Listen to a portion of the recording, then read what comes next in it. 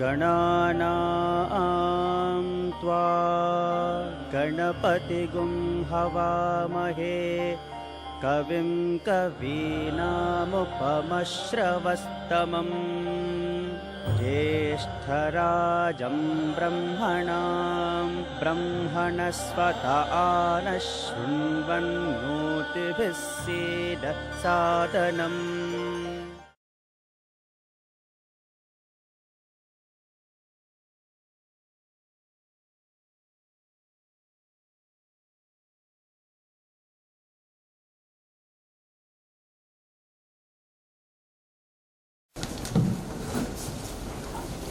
आदरणीय रामेश्वर प्रसाद मिश्र जी, आदरणीय नंद किशोर गर्ग जी, आदरणीय गोपाल कृष्ण जी, आदरणीय आनंद वर्धन जी, आदरणीय शैलेंद्र कुमार जी और आदरणीय सुबोध कुमार जी, प्रबुद्ध श्रोता वर्ग, मैं चूंकि काफ़ी विलंब हो गया है कार्यक्रम प्रारंभ करने में, तो मैं बहुत समय नहीं लूँगा। संस्था के बारे में थोड़ी सी बात रखूँगा। आखिर हमने इतने सारे बौद्धिक आंदोलन देश में चल रहे हैं, इतने सारी बौद्धिक संस्थाएं हैं, फिर भी एक सभ्यता अध्ययन केंद्र हम क्यों कर चला रहे हैं। मैं प्रारंभ इससे करता हूं कि वर्ष 2004 में माननीय गोविंदाचार्य जी ने एक बार उनसे बातचीत में जब मैं बात कर रहा था तो उन्होंने मुझे कहा कि आप यूरोप का अध्ययन करो भारत की दृष्टि से। ये यात्रा वहां से प्रारंभ होती है, इसलिए मैं इस विषय को रखता हूं। मैंने यूरोप को पढ़ना शुरू किया उस वक्त। पहले प्रश्न यह है कि भारतीय दृष्टि से पढ़ना मतलब क्या करना। तो उन्होंने कहा कि आप चले जाओ कुसुमलता केडिया जी के पास। तो मैं बनारस गया, रामेश्वर प्रसाद मिश्र जी थे, प्रोफेसर केडिया थी, उनसे बातचीत हुई। अब तक मुझे वो दृष्टि प्राप्त हुई जिसके कारण यह सभ्यता अध्ययन केंद्र आज चल रहा है, शुरू हुआ है। पूरे अध्ययन में मेरे ध्यान में ये बात आई कि केवल कुछ एक पहलुओं पर नहीं, जैसे बहुत बार हम कुछ चीज़ें तो हमारे सामने में स्पष्ट हो गई हैं, जो बौद्धिक लड़ाई देश में चल रही है कि इतिहास किस तरह से बदल दिया गया है, समाजशास्त्र किस तरह से बदल दिया गया है, हमारी जो चीज़ें पॉजिटिव थी उनको कैसे निगेटिव के रूप में प्रस्तुत कर दिया गया है, हमारे जो निगेटिव्स थे उनको कैसे उन्होंने पॉजिटिव्स के रूप में स्थापित कर दिया है। लेकिन मुझे लगता है कि केवल इतना ही नहीं हुआ, तो छोटी छोटी बात। मैं एक उदाहरण देता हूं। हमारे यहाँ एक कहावत चलती थी, कोई हो राजा हमें क्या हानि, कोई हो नृप हमें क्या हानि। इसका अभिप्राय क्या था? इसका अभिप्राय ये नहीं था कि हम राजनीतिक रूप से निर्लिप्त देश थे, हम प्रबल राजनीतिक लोग थे, लेकिन राजा का हस्तक्षेप हमारे व्यक्तिगत जीवन में, हमारे दैनिक जीवन में नहीं था। आज क्या है, हर चीज में हमारे जन्म लेने से लेकर हमारे मरने तक राज्य का हस्तक्षेप है। व्यक्तिगत स्वतंत्रता का इतना हनन हो गया है और हमें ये इसमें आनंद आता है। हम कहते हैं ये तो लोकतंत्र है, हम इसको लोकतंत्र के नाम पर भी समर्थन करते हैं। हम भूल जाते हैं असली व्यवस्था ये नहीं है। ऐसे ही छोटी छोटी कहावतें आप देखेंगे, ग्रामीण कहावतें थी, उन ठीक उसका उल्टा हम आज जी रहे हैं। ये एक दिन में नहीं हुआ है, बहुत तरीके से हुआ है। जातियों का विषय भी इससे जुड़ा हुआ है। मैंने जिससे भी इस कार्यक्रम की चर्चा की कि जाति सद्भाव पे कार्यक्रम करना है, उन्होंने छूटते ही मुझे कहा जाति सद्भाव क्या बात कर रहे हो, जातियां तो नष्ट हो जानी चाहिए, इनको तो तुरंत खत्म कर देना चाहिए, हमें तो जाति चाहिए नहीं इस देश में।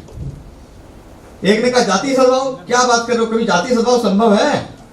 हमने कहा भाई साहब लगता तो को भी कोई संभव नहीं है। मुझे तो लगता है आज भी जाति सद्भाव है। आज जाति विद्वेष का वातावरण बनाने का प्रयास हो रहा है। तो हमारे सामने में एक नैरेटिव क्रिएट किया गया है, जातियां अभिशाप हैं। कक्षा 7 की पुस्तक एनसीईआरटी में पढ़ाया जाता है, सोशल डिस्क्रिमिनेशन। ये जातिवाद का जहर वहां से बच्चों के दिमाग में घोला जाता है। जब वो 6ठी 7वीं से पढ़ता पढ़ता ग्रेजुएशन करेगा, आप सोचिए कितना जहर उसके मस्तिष्क में इकट्ठा हो चुका होगा। उसके बाद उसको आप कैसे समझाएंगे? आप नहीं समझा सकते, हम भी नहीं समझा सकते। तो हमारे जैसे अभिभावक अपने पॉकेट का पैसा खर्च करके अपने माँ बाप को, अपने पूर्वजों को गाली देने के लिए तैयार खड़ा करते हैं। कैसे इसको ठीक किया जाए? बहुत प्रमाण है, बहुत उदाहरण है, रेफरेंसेस हैं, लेकिन कौन सुनता है? तो ऐसे विषयों को उस पर अध्ययन हो, अकादमिक रूप से उनको प्रस्तुत किया जाए, संदर्भों के साथ प्रस्तुत किया जाए और ऊपर तक बात पहुंचाई जाए। जहां जहां संभव है वहां वहां इस विषय को उठाया जाए, जनमानस बनाया जाए। सभी स्तरों पे काम करने की जरूरत है। आम जन तक विषय जाना चाहिए, अकादमिक जगत में जाना चाहिए, जो नीति नियंता लोग हैं, जो नीति निर्माता लोग हैं, वहां तक विषय जाना चाहिए। चीजें तैयार भी करनी होती हैं कई बार। मैं जब 2002 में दिल्ली आया था तो मैं देवेंद्र स्वरूप जी से मिला। उस वक्त दिल्ली विश्वविद्यालय के पास रहता था, नेहरू विहार में। दिल्ली विश्वविद्यालय की एक पुस्तक पढ़ी, उसमें संघ के बारे में एक लेख था। मैं उस लेख को लेकर गया। मैंने कहा भाई साहब ये पढ़ाया जा रहा है दिल्ली यूनिवर्सिटी में। तो उन्होंने कहा कि इसका विकल्प लिखेगा कौन? उन्होंने कहा लिखने वाले लोग नहीं है। मुझे लगता है कि वो कमी कैसे दूर हो, इसके लिए समाधान के लिए प्रयास है। ऐसे युवा खड़े हों जो पढ़ें, संदर्भों के साथ चीजें तैयार करें, पुस्तकें तैयार करें, विषय प्रस्तोता बने, प्रबोधन करें समाज का। और जो पंकज जी एक अभियान चला रहे हैं राजसूय नेतृत्व प्रशिक्षण, कुल मिला के उसी काम को थोड़ा बहुत अपने जो हमारा सामर्थ्य है सीमित सामर्थ्यों में करने का प्रयास कर रहे हैं। मुझे लगता है इतना कहना अभी पर्याप्त रहेगा। आगे की रितेश जी को मैं बुलाता हूँ। धन्यवाद। धन्यवाद। विषय क्यों चुना गया, इसका थोड़ा बहुत विवरण आप लोगों के बीच अभी आया है। इसकी और स्पष्टता के लिए कार्यक्रम का बीज भाषण, आरंभिक वक्तव्य, इसके लिए मैं निवेदन करूंगा हमारे बीच मौजूद आदरणीय प्रोफेसर रामेश्वर मिश्र जी पंकज से कि जिन विषयों की हम चर्चा कर रहे हैं, जिन प्रश्नों का हम समाधान तलाशने की कोशिश कर रहे हैं, उसके बारे में एक मूलभूत अवधारणा और तथ्य हम लोगों के समक्ष प्रस्तुत करें। इसके बाद बाकी के वक्ताओं के साथ संवाद का कार्यक्रम आगे बढ़ेगा, जो प्रश्नोत्तर के रूप में हम लोग रखने की कोशिश करेंगे, जिसमें आप लोगों के भी विचार और आप लोगों की भी जिज्ञासाओं को शामिल करने का प्रयास रहेगा। तो इस समय आदरणीय रामेश्वर मिश्र पंकज जी से निवेदन कि आप विषय को प्रस्तावित करें।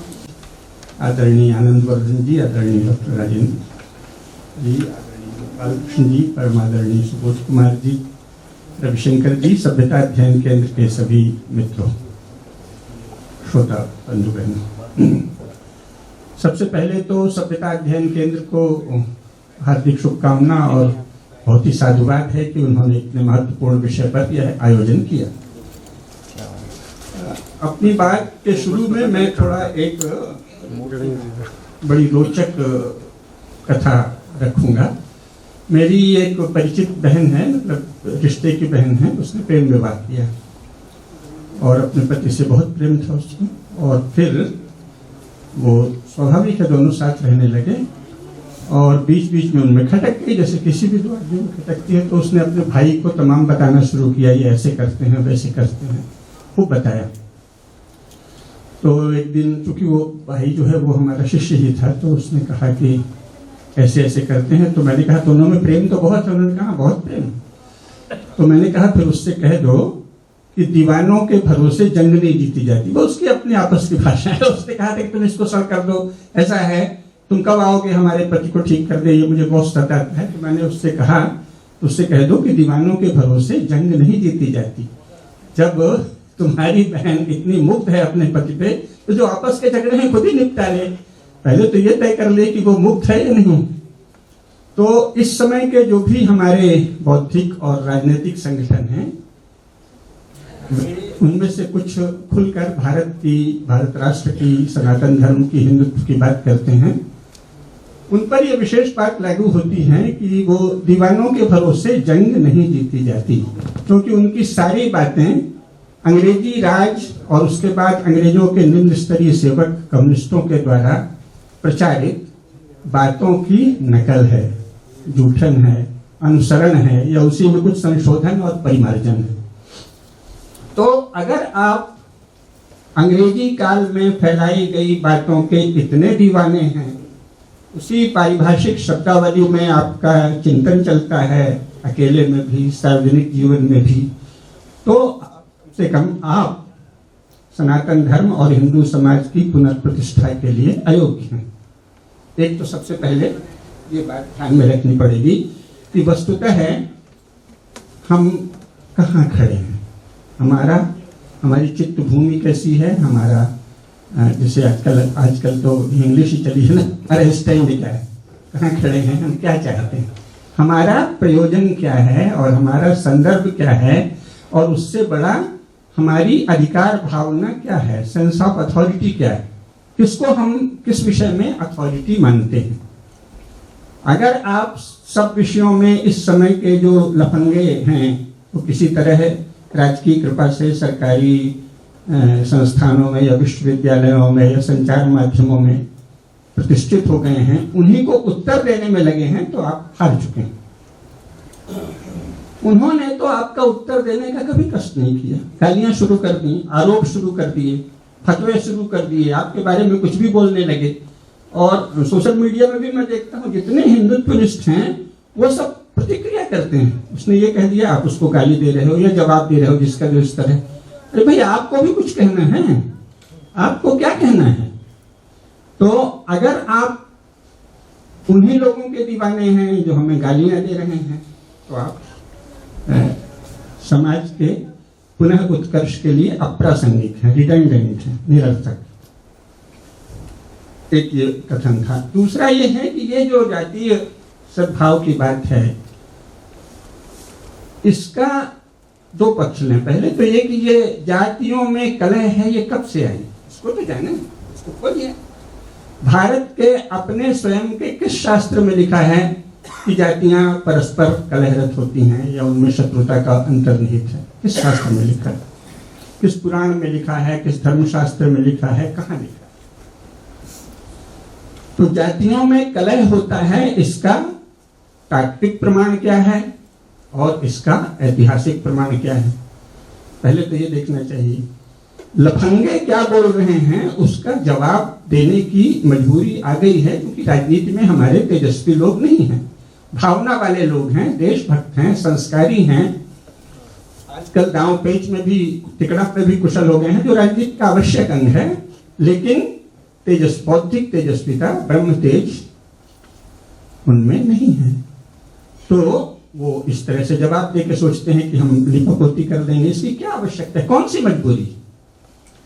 तो मजबूरी का एक थाट रच दिया गया है, जिसे रविशंकर जी ने नरेटिव शब्द कहा, जो उन्हीं लोगों ने चलाया, लेकिन बहुत महत्वपूर्ण शब्द है।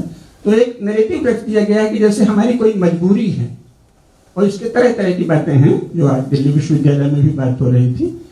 तो मान लिया गया है कि हम मजबूर हैं, तो ऐसा कोई मजबूरी नहीं। अगर भारत के राजनेता मजबूर हैं तो ये उनकी बौद्धिक दीनता है। आप बिना एक भी संदर्भ लिए अपने देश का शासन कर सकते हैं।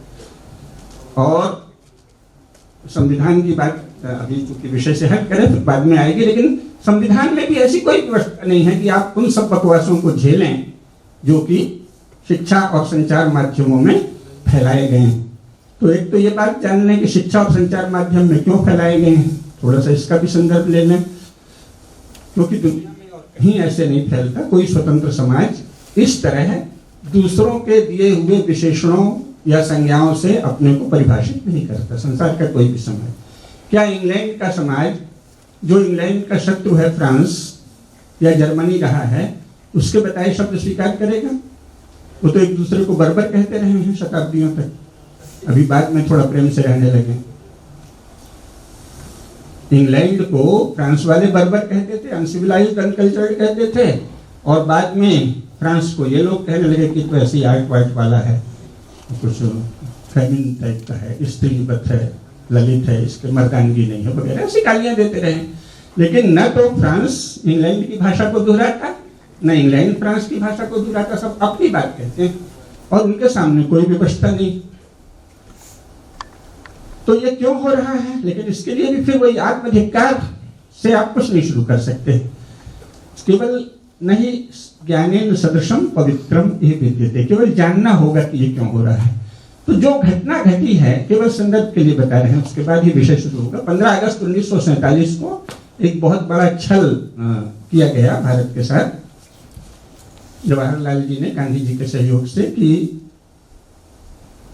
अचानक जवाहरलाल को कांग्रेस का अध्यक्ष चुन लिया गया। यद्यपि तब तक जवाहरलाल कांग्रेस कमेटी में बिल्कुल लोकप्रिय नहीं थे, उन्हें कोई कुछ नहीं पूछता था, उनको एक भी वोट नहीं मिला था कि आप अध्यक्ष हो, अन्य लोगों को मिले थे। लेकिन अंग्रेजों ने समझाया और गांधी जी से कहा कि यही हमारा पक्का वफादार आदमी है, जो भी हो तो उसको अध्यक्ष बना दिया। लेकिन फिर वही बात आती है, अज्ञान के कारण स्वाधीन भारत में ज्यादातर लोगों ने कहा कि ये तो आधे अंग्रेज हैं और ये तो अंग्रेजों के गुलाम हैं और ये तो पश्चिमी सभ्यता के अनुसरण करते हैं।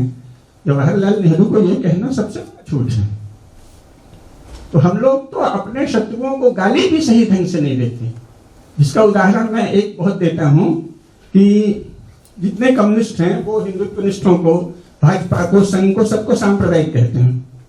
और मैंने बहुत बार निवेदन किया अपने संघ से जुड़े सभी भाइयों से जो सक्षम हैं कि भाई वो तो आपको जो नाम आप अपने लिए रखते हैं उससे संबोधित नहीं करते, आप उनको कम्युनिस्ट क्यों कहते हो?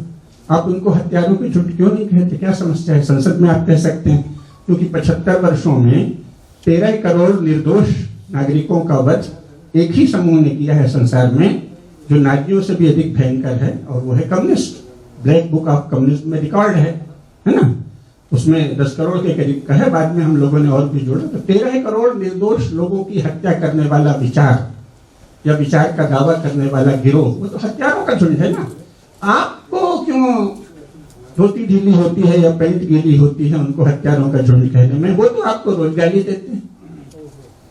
तो ये तो तेजस्विता का अभाव है ना, कि जो आपको गाली देता है उसको आप सही विशेषण भी नहीं लगा सकते। तो जवाहरलाल नेहरू का क्या लेना देना है पश्चिमी सभ्यता से? पश्चिमी सभ्यता तो उसे कहते हैं ना जो, पहली बात, अगर पश्चिमी सभ्यता शब्द ही गलत है, लेकिन चलिए आप कह लें क्रिश्चियनिटी के जो आपस के डिवीजन थे ना, वेस्ट और ईस्ट, तो क्योंकि उस समय अंग्रेजों का राज था भारत में, तो हमारे पढ़े लिखे लोग भी पश्चिमी कहने लगे। वो वस्तुतः वेस्टर्न क्रिश्चियनिटी और ईस्टर्न क्रिश्चियनिटी का डिवीजन है, तो हमको उसको पश्चिमी सभ्यता क्यों कहना चाहिए? आप ग्लोब को देखिए, शून्य देशांतर रेखा के पूर्व में ही सभी यूरोपीय देश हैं, केवल इंग्लैंड लगभग मध्य में है। तो कोई भी यूरोप भारत से पश्चिम में नहीं है, तो हम पश्चिमी सभ्यता क्यों कहते हैं?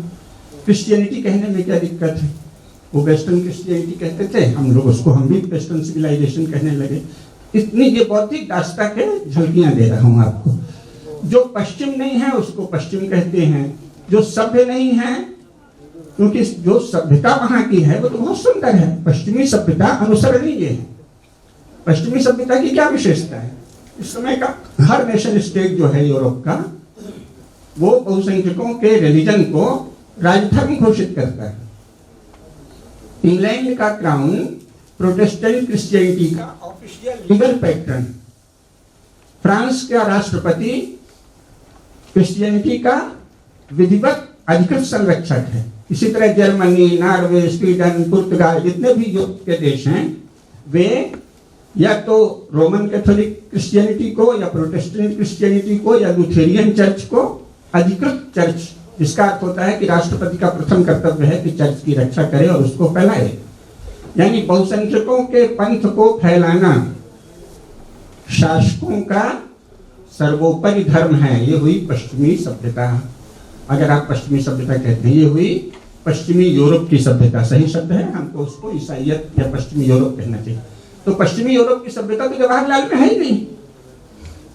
पश्चिमी यूरोप की दूसरी सभ्यता क्या है? अपनी भाषा पर गौरव। फ्रांस जो है वो अंग्रेजी पर गौरव नहीं करता, जर्मनी जो है वो अंग्रेजी पर गौरव नहीं करता। प्रत्येक देश अपनी अपनी भाषा पर गौरव करता है।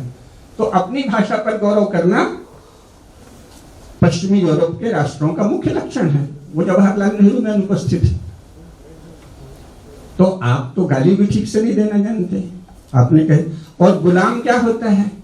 गुलाम कह के आप जो हमारे दुष्ट और पापी शासक हैं उन पर दया करते हैं। अरे उसके पास सारा अधिकार है, आपकी शिक्षा और सब कुछ नियंत्रित कर रहा है। एक समय तो कोटा परमिट राज था, तो आपको दाना कितना मिलेगा, कपड़ा मिलेगा, ये भी वो नियंत्रित कर रहे थे। हमारा ही भाई हमारी बराबरी पे नहीं खड़ा हो, इसके लिए अंग्रेजी लाई गई है। तो आप बंधु देश को गुलामी कहते हैं। जो सक्षम है, दुष्ट है, राक्षसी कर्मों में सक्रियता से लगा है, उसको आप दयनीय गुलाम बताते हैं। तो इससे आपका मनोवैज्ञानिक कोई संतोष होता होगा, लेकिन इससे सत्य का निरूपण नहीं होता। तो अब दूसरी बात, फिर भी जवाहरलाल नेहरू उस अर्थ में वैसा भी अंग्रेजी, एक तो मैंने बताया कि पश्चिमी यूरोप की सभ्यता से कुछ नहीं लिखा, कुछ नहीं सीखा, दूसरे केवल अंग्रेजी कानूनों के वो समर्थक नहीं थे। इंग्लैंड में या किसी भी पश्चिमी यूरोप देश में शिक्षा राज्य के पूर्ण नियंत्रण में नहीं है। शिक्षा का अधिकांश चर्च के नियंत्रण में और नागरिकों के नियंत्रण में। शिक्षा और संचार माध्यमों पर राज्य का पूर्ण नियंत्रण एक कम्युनिस्ट मॉडल है। जवाहरलाल नेहरू कम्युनिस्ट थे, कम्युनिस्ट इंटरनेशनल से उनकी घनिष्ठता थी, तो उन्होंने अंग्रेजों से सौदेबाजी करके राज्य लिया, कम्युनिस्टों से कम्युनिस्ट पैटर्न लिया और भारत में शिक्षा और संचार माध्यमों में राज्य का पूर्ण नियंत्रण स्थापित कर दिया, जो 15 अगस्त 1947 से पहले भारत में कभी नहीं था। क्यों? आप 1 नवंबर 1858 की विक्टोरिया की घोषणा पढ़ लीजिए। विक्टोरिया की घोषणा क्या है? संधि है, राजनीतिक संधि। वो कहती हैं, मैं भारत के राजाओं से अनुरोध करती हूं कि आज से मेरा भतीजा भारत का वायसराय होगा। अब यहां तो ऐसे ऐसे लोग हैं कि कहते हैं कि वो ईस्ट इंडिया कंपनी जब आई थी तभी से भारत गुलाम हो गया, यानी आप विक्टोरिया से बढ़ के अंग्रेजों के समर्थक हो गए। विक्टोरिया कह रही है आज से भारत का पहला वायसराय मेरा भतीजा होगा, जो मेरे कंपनी के क्षेत्र में जहां जहां प्रभाव था वहां से आज से ब्रिटिश स्टेट शासन करेगा। इतना विनम्र निवेदन है, जो खुलेआम संघ प्रस्ताव है, उसको आपने गुलामी कह दिया। इसके बाद उसने कहा, मैं भारत के राजाओं से यह अपेक्षा करती हूं कि वे हमारी किसी भी सीमा में हस्तक्षेप न करें और उन्हें वचन देती हूं कि हम यानी ब्रिटिश शासन उनकी सीमा में तनिक भी हस्तक्षेप नहीं करेगा और उत्तराधिकार के कानूनों में कंपनी जो टांग अड़ाती थी वो हम नहीं अड़ाएंगे और भारत की जो प्रजा है, जनता है, वो जिस धर्म जिस विश्वास को मानती है उसको स्वतंत्रता से मानने देंगे, यानी इंग्लैंड से हटकर। क्योंकि इंग्लैंड में तो वो जबरन प्रोटेस्टेंट क्रिश्चियनिटी थोप रहे थे बाकायदे। भारत में इंग्लैंड जैसा शासन हम नहीं चलाएंगे, ये विक्टोरिया की घोषणा है, जो आपकी वीरता की विजय है, लेकिन उसको पढ़ा जाता है गुलामी। उसने तो संधि की और आप स्वयं अंग्रेजों के द्वारा छापे गए नक्शे पढ़ देख लीजिए जरा, जो उस समय छपे हैं। ब्रिटिश स्टेट जो है उसमें एक स्टेट से दूसरे स्टेट में जाने का गलियारा ही नहीं है अगर वो भारतीय राजाओं के राज्य से न जाए। संधि इसलिए की थी कि अगर भारतीय राजाओं से संधि नहीं करते अंग्रेज तो उनका एक हिस्सा और दूसरा हिस्सा दोनों के बीच में भारतीय हिस्सा पड़ता है। तो 520 रियासतों से उन्होंने संधि की, उसको भी गुलामी कह देते हैं। लेकिन अभी तो अपना विषय शिक्षा है, तो शिक्षा तो 1947 तक ऐसी नहीं थी कि भारत के धर्म को, संस्कृति को न पढ़ाया जाए। अगर जो लोग 47 में पढ़ रहे होंगे या 50-52 में भी, उनको ध्यान होगा कि अंग्रेजी असर से ही जो ब्रिटिश भारतीय क्षेत्र है वहां भी पाठ्य पुस्तकों में रामचरितमानस के अंश, तो कथाएं कृष्ण भगवान की, ये सब पढ़ाए जाते थे। यानी भारत में हिंदू धर्म की शिक्षा सरकारी विद्यालयों में उसके धार्मिक आख्यानों के अंश 1947 और 1950 तक दिए जा रहे थे। इसको नष्ट किया है जवाहरलाल नेहरू और उनके कम्युनिस्ट साथियों ने सोवियत संघ की नकल पर। ब्रिटेन में ऐसा नहीं है कि वहां कोई धर्म की शिक्षा न दी जाती, और भारत में भी, ब्रिटिश भारत में भी हिंदुओं को हिंदू धर्म की शिक्षा दी जाती थी, मुसलमानों को कुरान आदि पढ़ने की छूट थी। इन्होंने क्या किया है, संपूर्ण विश्वविद्यालयों में यह है कि शासन के द्वारा वित्त पोषित संस्था जो है वो हिंदू धर्म के विषय में शिक्षा नहीं दे सकती, लेकिन सरकारी खजाने से धन लेकर अल्पसंख्यकों की शिक्षण संस्थाएं अल्पसंख्यकों की पढ़ाई करेंगी, जिसका अर्थ है कि हाँ, जातीय सद्भाव विषय है, लेकिन ये मुझे आवश्यक 5 मिनट लगेंगे। क्योंकि इसका मानस से सीधे संबंध। अब अगर 4-4 पीढ़ियों तक आपको ये पढ़ाया जा रहा है और सरकार के नियंत्रण में पढ़ाया जा रहा है, तो समाज में वो नहीं फैलेगा। ये न तो आप यूरोपीय मनोविज्ञान से कह सकते हैं, न योग मनोविज्ञान से। मन और बुद्धि कैसे चलते हैं, इसका सबसे ज्यादा विवेचन तो योग शास्त्र में है ना। तो जो बच्चा पैदा होता है, वो जो सुन रहा है बचपन से और 4 पीढ़ियों तक सुन रहा है, उन लोगों के द्वारा फैलाई गई बातें विद्यालयों और संचार माध्यम में भी अभी थोड़ी उदारता आई है ना, कि कुछ अपने चैनल भी चल सकते हैं। इसके पहले केवल सरकारी चैनल था। संचार माध्यम और शिक्षा, इनके द्वारा लगातार समाज में जो बात कही जा रही है वो नहीं फैलेगी। ये तो न तो यूरोपीय मनोविज्ञान के द्वारा सिद्ध होता, न योग शास्त्र के द्वारा, तो वो फैलना स्वाभाविक है। तब विशेषता क्या है, क्या पूरी निराशा है?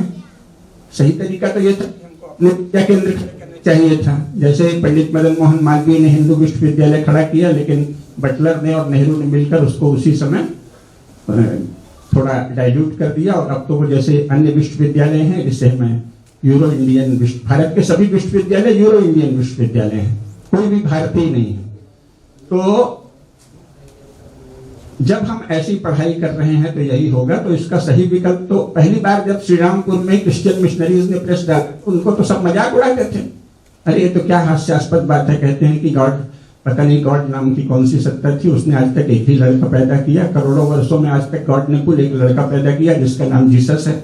सारे हिंदू इसका मजाक उड़ाते थे बंगाल में, लेकिन वो लगे रहे और आज ये हाल है कि क्रिश्चियन मिशनरीज के विचार और कम्युनिस्टों के विचार शिक्षित भारतीयों के चित्त में छाए हुए। तो राष्ट्रों का निर्माण तो दीर्घ काल में होता है। तो हमें अगर अभी का जो इसको जो नैरेटिव है उसे बदलना है, तो सबसे पहले तो अपने विद्या केंद्र स्थापित करने होंगे। अगर नहीं तो कम से कम जो सभ्यता अध्ययन केंद्र जैसे संस्थान थोड़े ज्यादा होने चाहिए, उससे आप जान पाएंगे। और उसमें प्रारंभ में मेरे ख्याल से हमें अपने शास्त्र और अपने तथ्य, उनको वरीयता देनी चाहिए, और उसके आधार पर हम जान पाएंगे कि सच्चाई क्या है। अब अपने संदर्भ आता है जो जातीय सद्भाव विषय है। तो जैसा मैंने बताया, पहले तो किसी भी भारतीय शास्त्र में इसका कोई लक्षण ही नहीं है कि जातियों में आपस में कलह होता है, इसलिए ये अप्रामाणिक हो गई। अब वर्तमान का संदर्भ थोड़ी देर बाद लेंगे, लेकिन उससे भी अधिक बात यह है, जो चीज बताने की है, कि जाति शब्द जिस अर्थ में अभी प्रयोग होता है वो हमारे किसी शास्त्र में नहीं है। लोग इसका बड़ा हवाला देते हैं आर्य समाज के या दूसरे लोग, लेकिन इसमें बड़ी पोल है। भाई वो वर्ण है, तो वर्ण तो यूनिवर्सल कैटेगरी है ना। गांधी जी ने उस विषय में बहुत अच्छा कहा है कि वर्ण तो सार्वभौम विभाजन है। आज भी भारत में भी और यूरोप में ही ब्राह्मणों का ही शासन है। ब्राह्मण यानी जो बौद्धिक रूप से सोचता विचारता है और काम करता है, स्थापनाएं देता है। और इसका संदर्भ भी आप कहें कि भारत में इसका क्या प्रमाण है कि वो भी ब्राह्मण है। यूरोप के इंटेलेक्चुअल्स को ब्राह्मण कैसे कहेंगे? तो वाल्मीकि रामायण पढ़ लीजिए, उसमें लिखा है कि जब रावण की शव यात्रा निकली तो राक्षस जाति के ब्राह्मण आगे आगे वैदिक मंत्रों का उच्चारण करते और अपने अन्य मंत्र पाठ करते चल रहे थे। यानी किसी भी जाति में, किसी भी समाज में, किसी भी समूह में जो उसके बौद्धिक रूप से समर्थ और अग्रणी लोग हैं, विद्वान हैं, वो ब्राह्मण हैं। आज भी आपके यहाँ ब्राह्मणों का ही शासन है। यानी जिन्होंने इंटेलेक्चुअल लेवल पे सोचा कि संविधान नकल ही सही कैसे टूटी जाए, उसमें क्या प्रावधान किया जाए, नकल भी तो उन्होंने ही मारी, तो ब्राह्मण कर भी है ना नकल भी। पंडित जी बहुत सी बातें दोहराते हैं, एक होता है उच्च ब्राह्मण, एक होता है निम्न ब्राह्मण। तो जो साधारण ब्राह्मण है वो दोहराते ही हैं, तो ये ब्राह्मण ही थे। संविधान सभा के जो लोग हैं वो यूनिवर्सल कैटेगरी के अनुसार ब्राह्मण हैं। हमारे सारे नेता ब्राह्मण हैं। हमारी एक उत्तर प्रदेश की बहन ने कहा कि वो आप लोग ब्राह्मण लोग जो हैं वो तो बस पूजा पाठ करा के बड़ा धन कमाते हैं। तो मैंने उससे कहा कि जो आदरणीय मायावती जी हैं वो भी ब्राह्मण हैं। तो बड़ी चकराई।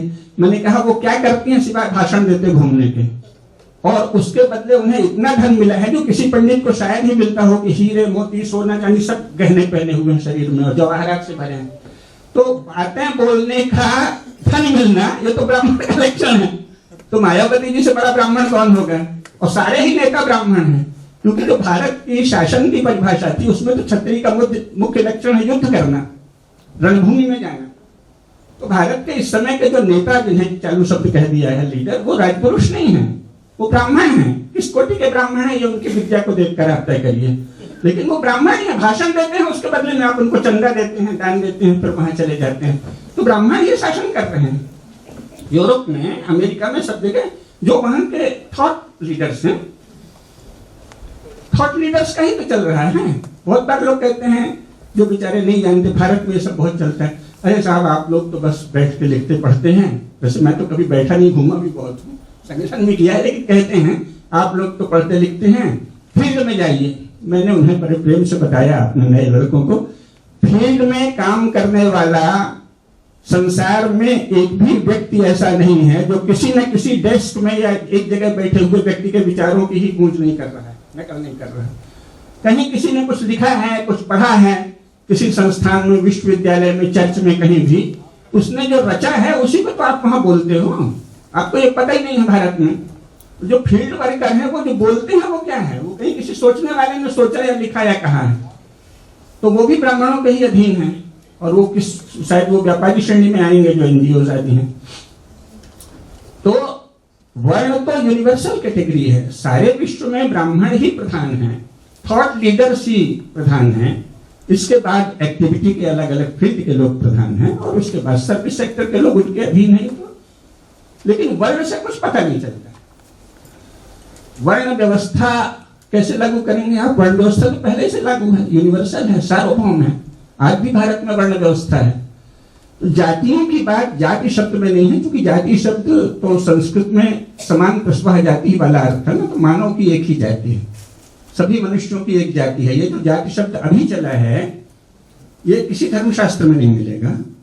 ये जो फारस, माने जिसे फारस कहते हैं, जो हमारा पारसी प्रांत है, यहाँ फारसी भाषा थी, पारसिक भाषा थी, और जो अफगानिस्तान वाला इलाका है, यहाँ जिरगा आदि कहते हैं, तो फारसी क्षेत्र में जात कहते थे। आज भी वहां चलता है कौन जात हो, और चूंकि वो उनके इंटरेक्शन में आए, तो वो जात शब्द उन्होंने, मुसलमानों ने यहाँ भी यूज प्रयोग करना शुरू कर दिया। कौन जात हो, कौन जात हो, तो जात शब्द चल गया। लेकिन इसका कोई अर्थ नहीं है, मैं जाति का खंडन बिल्कुल नहीं कर रहा हूं। हमारा ही भाई हमारी बराबरी पे नहीं खड़ा हो, इसके लिए अंग्रेजी लाई गई है। तो आप बंधु देश को गुलामी कहते हैं। जो सक्षम है, दुष्ट है, राक्षसी कर्मों में सक्रियता से लगा है, उसको आप दयनीय गुलाम बताते हैं। तो इससे आपका मनोवैज्ञानिक कोई संतोष होता होगा, लेकिन इससे सत्य का निरूपण नहीं होता। तो अब दूसरी बात, फिर भी जवाहरलाल नेहरू उस अर्थ में, वैसा भी अंग्रेजी, एक तो मैंने बताया कि पश्चिमी यूरोप की सभ्यता से कुछ नहीं लिखा, कुछ नहीं सीखा, दूसरे केवल अंग्रेजी कानूनों के वो समर्थक नहीं थे। इंग्लैंड में या किसी भी पश्चिमी यूरोप देश में शिक्षा राज्य के पूर्ण नियंत्रण में नहीं है। शिक्षा का अधिकांश चर्च के नियंत्रण में और नागरिकों के नियंत्रण में। शिक्षा और संचार माध्यमों पर राज्य का पूर्ण नियंत्रण एक कम्युनिस्ट मॉडल है। जवाहरलाल नेहरू कम्युनिस्ट थे, कम्युनिस्ट इंटरनेशनल से उनकी घनिष्ठता थी, तो उन्होंने अंग्रेजों से सौदेबाजी करके राज्य लिया, कम्युनिस्टों से कम्युनिस्ट पैटर्न लिया, और भारत में शिक्षा और संचार माध्यमों में राज्य का पूर्ण नियंत्रण स्थापित कर दिया, जो 15 अगस्त 1947 से पहले भारत में कभी नहीं था। क्यों? आप 1 नवंबर 1858 की विक्टोरिया की घोषणा पढ़ लीजिए। विक्टोरिया की घोषणा क्या है? संधि है, राजनीतिक संधि। वो कहती हैं, मैं भारत के राजाओं से अनुरोध करती हूं कि आज से मेरा भतीजा भारत का वायसराय होगा।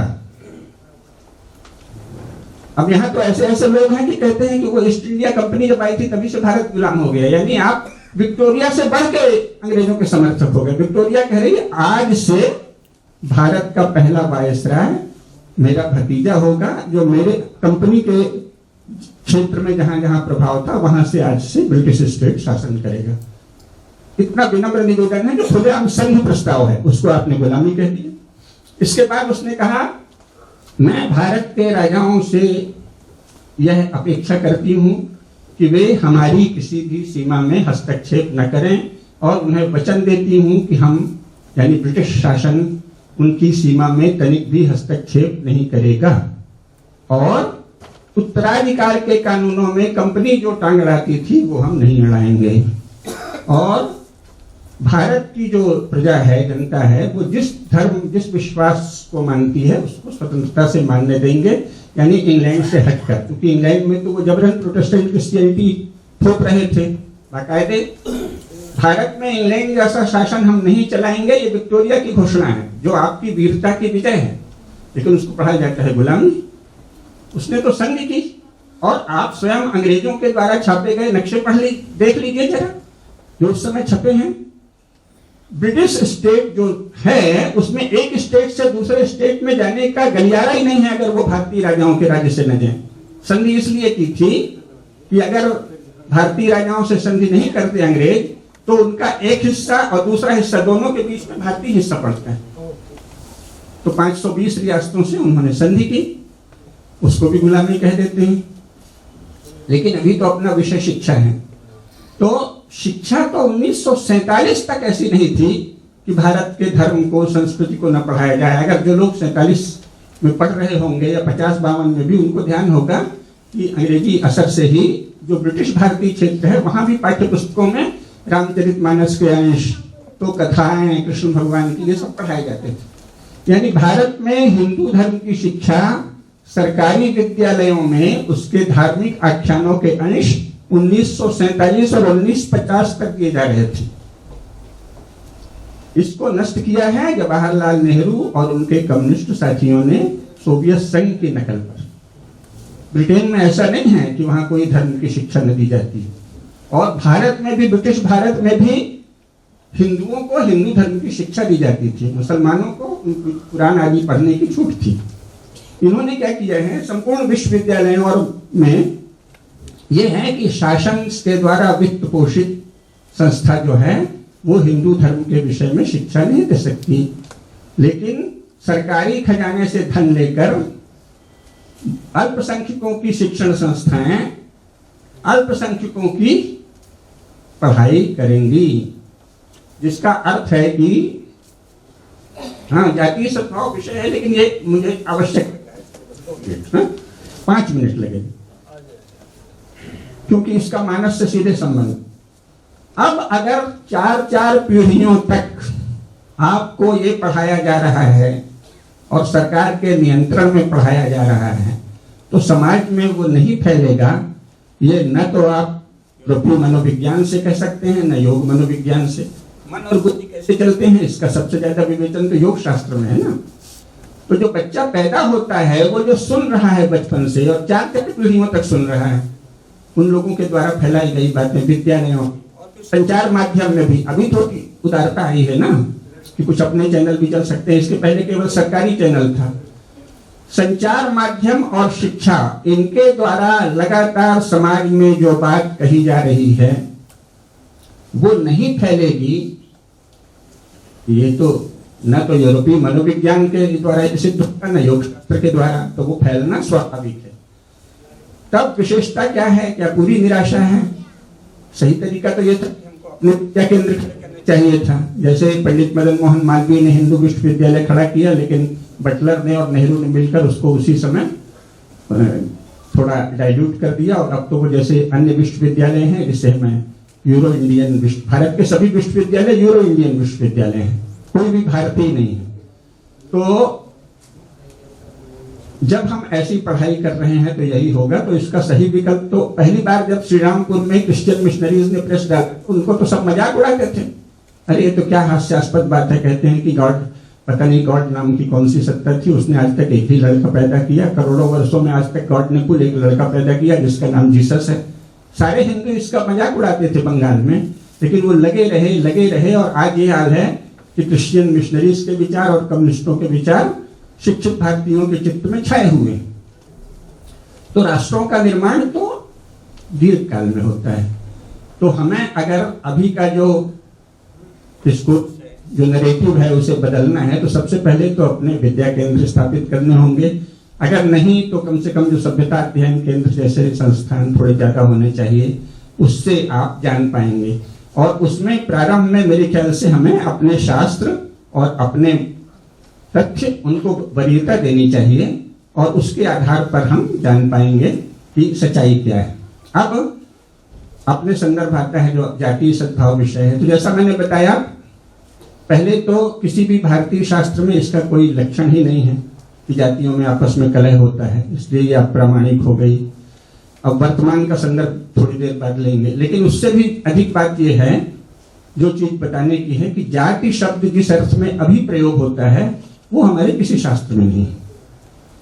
लोग इसका बड़ा हवाला देते हैं आर्य समाज के या दूसरे लोग, लेकिन इसमें बड़ी पोल है भाई। वो वर्ण है तो वर्ण तो यूनिवर्सल कैटेगरी है ना। गांधी जी ने उस विषय में बहुत अच्छा कहा है कि वर्ण तो सार्वभौम विभाजन है। आज भी भारत में भी और यूरोप में ही ब्राह्मणों का ही शासन है।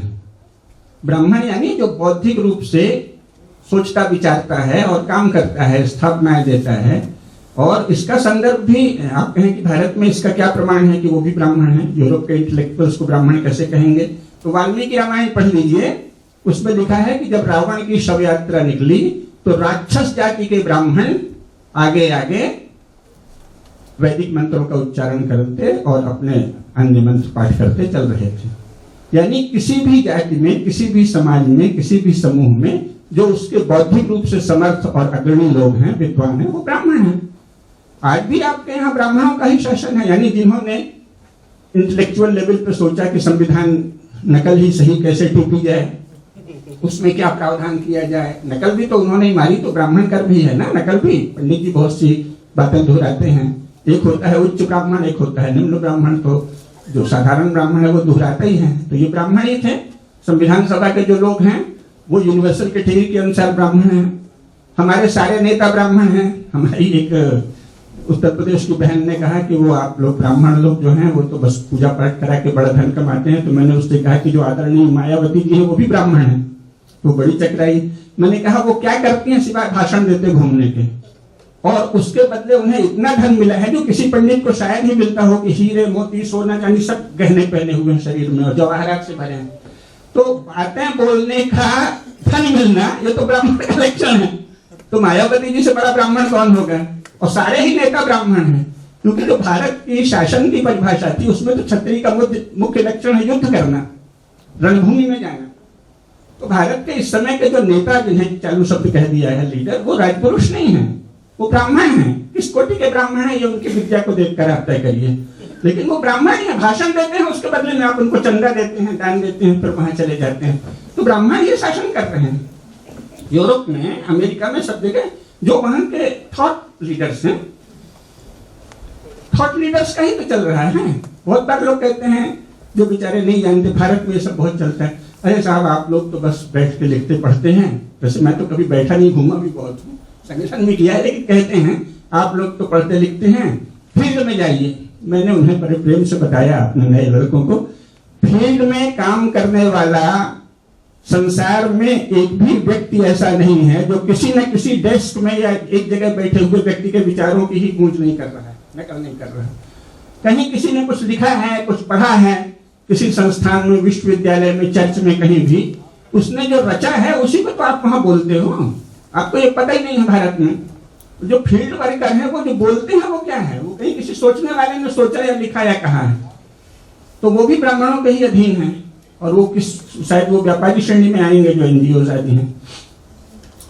तो वर्ण तो यूनिवर्सल कैटेगरी है, सारे विश्व में ब्राह्मण ही प्रधान है, थॉट लीडर्स ही प्रधान है। इसके बाद एक्टिविटी के अलग अलग फील्ड के लोग प्रधान हैं, और उसके बाद सर्विस सेक्टर के लोग उनके अधीन हैं। लेकिन वर्ण से कुछ पता नहीं चलता। वर्ण व्यवस्था कैसे लागू करेंगे आप? वर्ण व्यवस्था तो पहले से लागू है, यूनिवर्सल है, सार्वभौम है। आज भी भारत में वर्ण व्यवस्था है। तो जातियों की बात जाति शब्द में नहीं है, क्योंकि जाति शब्द तो संस्कृत में समान प्रस्वाह जाति वाला अर्थ है ना। तो मानव की एक ही जाति है, सभी मनुष्यों की एक जाति है। ये जो जाति शब्द अभी चला है ये किसी धर्मशास्त्र में नहीं मिलेगा। ये जो फारस, माने जिसे फारस कहते हैं, जो हमारा पारसी प्रांत है, यहाँ फारसी भाषा थी, और जो अफगानिस्तान वाला इलाका है यहाँ जिरगा आदि कहते हैं, तो फारसी क्षेत्र में जात कहते थे। आज वहां चलता है कौन जात हो। और चूंकि वो उनके इंटरेक्शन में आए तो वो जाट शब्द उन्होंने, मुसलमानों ने यहाँ भी यूज प्रयोग करना शुरू कर दिया, कौन जाट हो, कौन जाट हो, तो जाट शब्द चल गया। लेकिन इसका कोई अर्थ नहीं है, मैं जाति का खंडन बिल्कुल नहीं कर रहा हूँ। मैं आपको ये कह रहा हूँ कि जाति तो एक स्वाभाविक प्राकृतिक सामाजिक इकाई है। जैसे समाज की बहुत सी इकाइयां होती हैं, दैहिक सामाजिक इकाई है। इस जाति शब्द नया है, कुल समूह है पुराना। कुलों के समूह को ही जात कहने लगे उस समय। अपने पूर्वजों के विषय में ज्ञान रखना कि हम किस कुल के हैं, यही तो जाति है। तो कुल समूह तो शाश्वत है। गीता कहती है कुल धर्माश्च शाश्वता, कुल धर्म शाश्वत हैं और कुल धर्म ही मूल यूनिट है। एक ही जाति में 50 प्रकार के कुल धर्म हो सकते हैं। एक कोई बड़ा निष्ठावान तपस्वी ब्राह्मण होगा, एक बड़ा लालची ब्राह्मण होगा, एक कोई बड़ा योद्धा क्षत्रिय होगा, एक बड़ा कायर क्षत्रिय होगा। महाभारत को पढ़िए, तो वो जब युद्ध से लौट के आता है विदुला, तो अपने पुत्र को जो फटकारती है कि तू मुझे धिक्कार है जो मैंने तेरे जैसे पुत्र को जन्म दिया जो रणभूमि से भाग के आया है, तूने छात्र धर्म का पालन नहीं किया। तो ऐसे भी होते हैं, कायर भी क्षत्रिय है, वीर भी क्षत्रिय है, तो उसका कुल धर्म वीरता का है, उसका कुल धर्म कायरता का है। किसी का कुल धर्म कदाचार का, अनाचार का है, किसी का कुल धर्म सदाचार का है। कुल धर्म ही मूल इकाई है और जो जाति है ये प्राकृतिक इकाई है, ये दैहिक सामाजिक इकाई है। जैसे संप्रदाय वैचारिक सांप्रदायिक इकाई है, वैचारिक सामाजिक इकाई है, और जो बाकी के संगठन है वो कई कुछ व्यापारिक सामाजिक इकाइयां हैं, श्रेणी आदि। हमारा तो बहुआयामी चिंतन रहा है ना, और जो व्यक्ति है वो ब्रह्मांडी इकाई है, वो इन सब कैटेगरीज से, इन सब श्रेणियों से ऊपर है। इसीलिए कहा है त्यजेद एकम कुलस्यार्थे ग्रामस्यार्थे कुलम त्यजेद ग्रामम जनपदस्यार्थे आत्मार्थे पृथ्वीम त्यजेद। अगर व्यक्ति के चेतना के स्तर पर कोई बात सूझ जाए तो उसे न तो गांव की परवाह करना चाहिए, न कुल की, न जनपद की, उसे वो करना चाहिए तो उसकी आत्मा करे। लेकिन आत्मा से वहां अर्थ आत्मा ही है, ये नहीं कि मन में झटक जाए। उस पर तो समाज का बहुत नियंत्रण रहा है ना आचरण पे। लेकिन अगर आपको ब्रह्मानुभूति होने लगी है, आपको आत्मज्ञान की साधना होने लगी है, तो आप सारे धर्म छोड़ दीजिए, संन्यास ले लीजिए, तुरंत ही आतुर संन्यास ले लीजिए। लेकिन सामान्य अर्थ में संन्यास वर्तित है, ऋणानि त्रीणि अपकृत्वा ततो मोक्षे निवेशेत, माने तीनों ऋण चुका के, ऋषि ऋण, पितृ ऋण और देव ऋण, तभी आप मोक्ष या संन्यास ले सकते हैं। ये नहीं कि बस भगवा वस्त्र पहने हैं और भाषण देने लगे और व्यापार करने लगे, तो इसको तो संन्यास भारत में कहा भी नहीं है। तो ये स्वाभाविक इकाई है, पहली बात। ये तो हुआ उसका दार्शनिक पक्ष। दूसरी बात, किसी भी जाति के भीतर, क्योंकि आप जातियों में जाइए, समानांतर चीजें चल रही हैं। एक और तो हर जाति के लोग अपना संग्रह कर रहे हैं कि हमने ये वीरता की, हमने वो वीरता की, हमारे यहाँ ये महापुरुष हो रहे हैं, ये लगातार चल रहा है, जो कि अच्छी बात है। और दूसरी ओर ये चल रहा है कि जाति का नाश आवश्यक है। अब आपको दो और बातें बताते हैं। एक पुस्तक है Yadavas through the ages, Kurukshetra university के आई जे सिंह यादव ने लिखा है। उन्होंने, और उस पुस्तक के लिखने में उन्होंने कृतज्ञता व्यक्त की है और आभार प्रदर्शन किया है कि जितनी भी पार्टियां हैं, उनके जितने भी यादव नेता हैं, सब ने उस पुस्तक को पढ़ा है और उसके प्रकाशन में सहयोग दिया है। राम नरेश यादव, लालू यादव, शरद यादव और चंद्रजीत यादव, जितने भी यादव आप कह लीजिए, सबके प्रति आभार प्रदर्शन किया है। वो बहुत आवश्यक है। यादवास थ्रू द एजेस पुस्तक में ये बताया है कि वैदिक काल से 16वीं और 17वीं शताब्दी तक भारत के अधिकांश भागों में यादवों का राज्य था। मैंने उस समय जब मंडल आयोग पर यहीं दिल्ली में इतने प्रदर्शन हो रहे थे, तो गांधी शांति प्रतिष्ठान में 3 दिन का सेमिनार किया था। उसमें यही पूछा था शरद यादव से कि आपके ज्ञान में, वो पुस्तक मैंने हाथ में लेके कहा था ये पुस्तक है, उन्होंने कहा हाँ। अगर आप 17वीं शताब्दी तक भारत के अधिकांश हिस्सों के शासक थे, तो आप किस आधार पर पिछड़े हैं? सामाजिक पिछड़े कैसे होंगे? तो मनमानी चल रही है। मनमानी तो चल रही है, लेकिन व्यवहार में सबको साथ लेना पड़ता है। जातीय सद्भाव जो आपका विषय है, अब उस पर सीधे आते हैं। तिलक तराजू और तलवार, इनको मारो जूते चार, ये मान्यवर काशीराम जी खूब कहते थे और मायावती जी भी उचक उचकते कहते थे। और जब सत्ता में जरूरत पड़ी तो ब्राह्मण शंख बजाएगा, हाथी बढ़ता जाएगा। तो इसका मतलब इसमें क्या दम है? इस राजनीतिक गाली गलौज है, जातियों की कलह की बात। फ्लक्चुएशन होता है क्या इतिहास में कि अभी वो जातियां अन्यायकारी थी, अभी वो आपकी सहयोगी हो गई? ऐसा होता है क्या? अगर ये ऐतिहासिक सच्चाई है कि जातियों में ऐसी कटुता है, तो क्यों अचानक आप साथ लेते हैं? सबसे ज्यादा तो बसपा शासन में तभी आई जब ब्राह्मणों को साथ मिली उत्तर प्रदेश में। एक दूसरी बात, इससे उल्टा, एक तो मैंने सकारात्मक पक्ष में दिया, दूसरी बात, मुझसे बहुत से लोग कहते हैं कि भाई ये तो बहुत कटु बोलते हैं जो तथाकथित दलित नेता आदि हैं। दलित शब्द तो अपने यहाँ है नहीं, जो भी है बस उसको। तो मैं कहता हूं भाई ये किसकी भाषा बोल रहे हैं? उच्च जातियों के विरुद्ध घृणा सवर्ण नेताओं, जिन्हें ये सवर्ण कहते हैं, सवर्ण शब्द कुछ होता नहीं क्योंकि अवर्ण कोई नहीं है, सभी सवर्ण हैं। हर विषय का विस्तार हो जाएगा, छोड़ते हैं। आखिर जिन्हें शूद्र कहते हैं वो भी तो वर्ण ही है, तो सवर्ण तो वो भी है।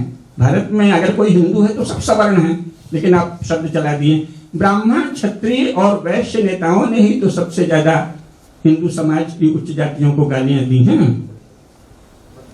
डॉक्टर लोहिया ने तो पूरी थीसिस ही दे दी थी। मैं डॉक्टर लोहिया के साथ रहा हूं, उनका बहुत बड़ा भक्त रहा हूं, लेकिन उनकी सबसे बड़ी कमजोरी कम्युनिज्म की नकल में वर्ग संघर्ष के लिए अपनी जाति संघर्ष चला दी है। तो ऊंची जातियां शोषक हैं, ये थीसिस भी तो ऊंची जातियों के लोग नहीं दी है। अब जब तथाकथित निचली जातियों के नेता उसी को भुना रहे हैं तो आपके पेट में दर्द हो रहा है। तो अभी भी तो वो आपका ही अनुसरण कर रहे हैं। ऊंची जातियों के नेताओं ने जो जहर बोया है उसका अनुसरण कर रहे हैं, तो उसकी काट ऊंची जातियां जो कहलाती हैं उनके नेताओं में सत्य के प्रति निष्ठा है, धर्म के प्रति निष्ठा है, सच्चाई के प्रति निष्ठा है, और उस सत्य को सामने करें। दो तथ्य और, जो 520 रियासतें थी उसमें से 325 हिंदू राजा थे।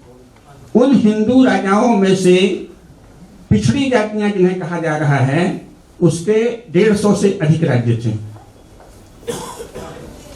ट्राइबल्स जिन्हें कहा जाता है उनके भी राज्य थे, बहुत राज्य थे। तो ये सब तो अभी 1947 तक राजा थे ना। आखिर पडरौना जो है उसके राजा तो काची ही थे। बहुत सी जगह काची, कुर्मी, पटेल, साहू, ये सब तो राजा 1947 तक थे। आप किस अन्याय की बात कर रहे हैं? और उनके अधीन ब्राह्मण भी थे। और जातियों में अगर ऐसा ही संघर्ष है और ब्राह्मणों में इतने घमंड है, तो मायावती जी के पैर छूते तो मैंने अपनी आंख से अपने बड़े पूजनीय ब्राह्मणों को देखा है, जो राजनीति के अभिलाषी हैं, ऐसे ब्राह्मणों को देखा। कहाँ की बात कर रहे हैं? ये तो जैसे हवा में कुछ फैला दिया गया है घृणा। सभी जातियों के लोग 1947 तक शासन, मुसहर जाति की भी एक छोटी सी रियासत थी बिहार में। तो जब हर जाति के लोग शासन में रहे हैं, हर जाति के लोग सत्ता में रहे हैं, हर जाति के लोग संपूर्ण समाज में दावा करते थे कि हम सनातन धर्म का ही काम कर रहे हैं, यही इसी की होड़ होती थी। और अब राजपुरुषों ने ऐसे बना दिया है कि हर जाति ये दावा करे कि हमको केवल आधुनिक राज्य के ही सेवक बनना है, हमको हिंदू समाज को गाली देना है। अब इसकी होड़ चल गई है। तो ये तो एक राजनीतिक खेल है। जातीय सद्भाव इतिहास, दर्शन और राजनीतिक वास्तविकता के स्तर पर सत्य है। जातीय कलह एक राजनीतिक संरक्षण में एकेडमिक लेवल और संचार माध्यमों में गढ़ा गया झूठ है। तो ये उन्होंने एक तरह का राजनीतिक वीरता, राक्षसी किस्म की वीरता की है। और वीरता का जवाब वीरता है। राजनीतिक वीरता और बौद्धिक वीरता करना चाहिए, सत्य की साधना करनी चाहिए और इस सत्य को सामने लाना चाहिए। इसके और बहुत से उपाय हो सकते हैं जिस पर बाद में बात करें।